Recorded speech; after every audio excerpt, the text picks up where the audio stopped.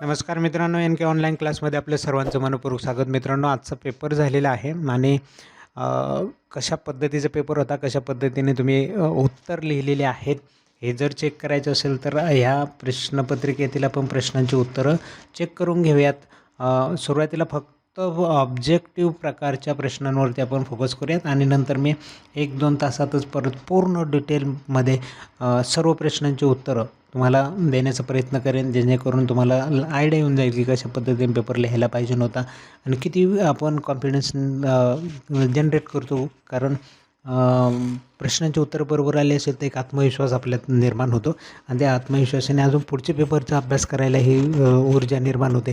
त्यासाठी पेपर झाल्यानंतर प्रश्नांचे उत्तर तुम्ही पाहू शकता. तसे पाहण्याची काही गरज नसते. सगळे पेपर जेव्हा होतील तेव्हा तुम्ही निवांतमध्ये परत एकदा पाहू शकतात. जर उत्तर बरोबर आले तर ज्या विद्यार्थ्यांचे उत्तर बरोबर आहेत, पेपर चांगला गेले, चांगले मार्क पडतील अशी भावना निर्माण झाली की असे विद्यार्थी पुढच्या पेपरला अजून जोरदार चांगले अभ्यास करतात. पण जे विद्यार्थी असे आहेत की ज्यांना मार्क त्यांचे गेलेले आहेत, त्यावेळेस त्यांच्यावरती निगेटिव्ह इम्पॅक्ट झाला तर मग ते पुढच्या पेपरला त्याचा परिणाम होतो. त्यामुळं आपल्याला वाटत असेल ना की मला फार काही खात्री नाही, जेमतेम पेपर गेलेला आहे, तर त्यांनी हे पेपर विचारात घेऊ नका काय उत्तरे काय यायला हवी होती किंवा कोणते उत्तर पाहिजे नव्हतं. पण ज्यांना कॉन्फिडन्स आहे की हां, माझी उत्तरं बरोबर असायलाच पाहिजे आणि माझा चांगला पेपर गेलेला आहे, तर त्यांनी हे उत्तरं पहा. म्हणजे तुम्हाला एक आत्मविश्वास तुमच्यात जनरेट होईल की मी सोडवलेली उत्तरं बरोबर आहेत, त्याच्यामुळं अजून मी चांगल्या पद्धतीने बाकीचे पेपर पण लिहीन. तर त्या विद्यार्थ्यांसाठी आपण हे ॲन्सर की ह्या ठिकाणी घेऊन येत असतो. याच्यातही सुरुवात फक्त आपण ऑब्जेक्टिव्हपासून करणार आहोत. ऑब्जेक्टिव्ह पेपरचे ॲन्सर जे आहेत ते सुरुवातीला मी देणार आहे. जे काही व्हेन डायग्रामचे असे ॲन्सर असतात ते ॲन्सर ह्या ठिकाणी तुम्हाला दिली जातील. अशा रिकाम्या जागा आहेत, त्या रिकाम्या जागांमध्ये कोणत्या उत्तरं लिहिणं अपेक्षित होतं ते दिली जातील. दुसरं महत्त्वाचं हे ग्रामरवरती जे प्रश्न आहेत त्याचे ऑब्जेक्टिव्हचे जे डायरेक्ट उत्तर सांगतात. जसं इथं पहा, choose the correct option from the given alternative showing correct use of present perfect tense. Present perfect टेन्सचं योग्य रूप असलेलं वाक्य कोणतं आहे? शाल आलं आहे म्हणजे भविष्यकाळ आहे, हे चुकीचं वाक्य आहे. हॅव चालतं प्रेझेंट परफेक्टमध्ये, हॅज चालतं, हॅड नाही चालत, इथं पास्ट परफेक्ट होईल. म्हणजे हे 2 वाक्य तर गेली, राहिली हॅव आणि हॅजचं. आय नंतर हॅवच असतं म्हणून बी पर्याय. त्यानंतर चूज करेक्ट कॉम्प्लेक्स सेंटेन्स वर दिलेलं याचं कॉम्प्लेक्स सेंटेन्स आपल्याला शोधायचे. हे काढून टाकावं लागेल. बट शब्द येणार नाही. वाक्य जोडणारे शब्द लागेल. वाक्य जोडायला इथं दो आलेला आहे. ओके, म्हणजे हेच वाक्य या ठिकाणी बरोबर आहे बी पर्याय क्रमांकाचं. त्यानंतर व्होकॅब्युलरीचं जसं प्रश्न असतात की अनेक मोठ्या शब्दासाठी एक शब्द तुम्ही वापरू शकता, तो शोधायचा. जसं lower in a rank of or position, जो लोअरला असतो त्याला सबऑर्डिनेट म्हटलं जातं.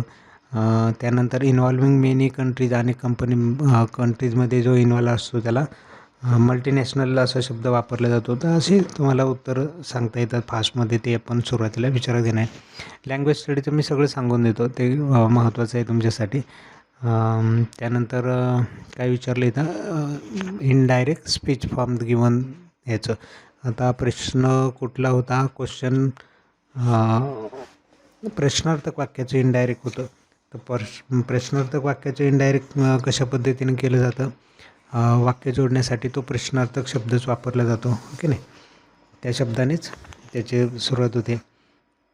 आता इथं पहिला जो प्रश्न आहे त्याचं उत्तर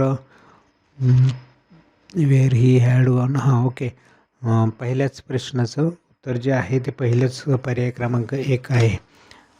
त्यानंतर आता चुका काय झालेल्या आहेत ते तुम्ही शोधू शकता त्याच्यामध्ये. नंतर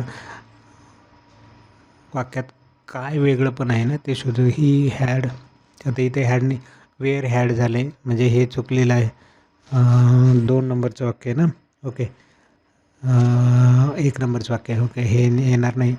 he had, okay, where he had gone, okay, during, okay, the holiday last year, okay, हे बरोबर आहे. इथे हॅड आल्यामुळे हे हॅड उलटं घेतलं आपण. वेंट येणार नाही, भूतकाळ येणार नाही. ही हॅज पण येणार नाही, भूतकाळातलंच वाक्य हवं आहे आपल्याला. तर पहिला पर्याय बरोबर आहे. त्यानंतर choose the correct WH question. WH question हे आन्सर येण्यासाठी अंडरलाईन केलेलं. डब्ल्यू शब्द क्वेश्चन काय असेल, tree planting become a, okay. त्यासाठी उत्तर असणार आहे पहा, what become a natural choice. Okay. प्रश्न दुसऱ्याला हे चौथं बरोबर असणार आहे. त्यानंतर काय होतं, choose the correct option from the given alternative showing the correct unless. अनलेसचं हे असलेलं करेक्ट वाक्य कोणतं, unless children play many game they will become due learning. Okay.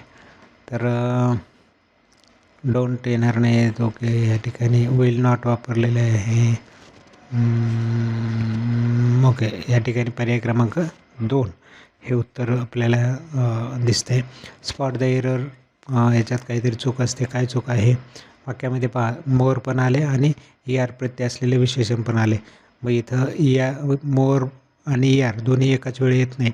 जर इथं ER जॉईन होत नसेल तरच मोर येतं. मग ER असेल तर मोर येणार आहे का नाही, हे मोर काढून टाकायचं होतं. हा शब्द काढला की तुमचं वाक्य बरोबर होऊन जाईल.